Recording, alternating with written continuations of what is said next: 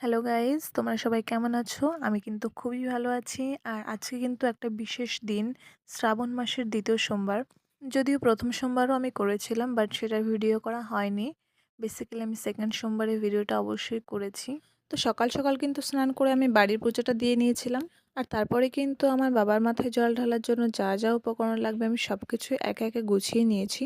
যেহেতু মন্দিরটা খুবই জাগ্রত এবং প্রতিদিন অনেক অনেক ভিড় হয়, সেই জন্য আমি চেষ্টা করেছিলাম একটু সকাল সকাল যাওয়ার।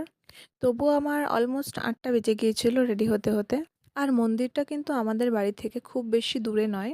আর এই মন্দিরেরও কিন্তু একটা কাহিনী রয়েছে, যার জন্য এটা অনেক বেশি জাগ্রত।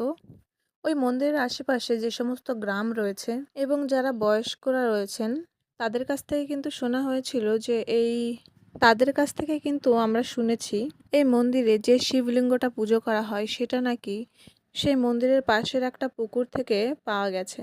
তো আমি কিন্তু মন্দিরে খুব সুন্দরভাবে পুজো দিয়ে নিয়েছিলাম। পুজো দেওয়ার সময় যদিও ভিডিও করিনি। পুজো দেওয়ার পর কিছু খাওয়া দাওয়া করে বাড়ি চলে এসেছি। টাটা।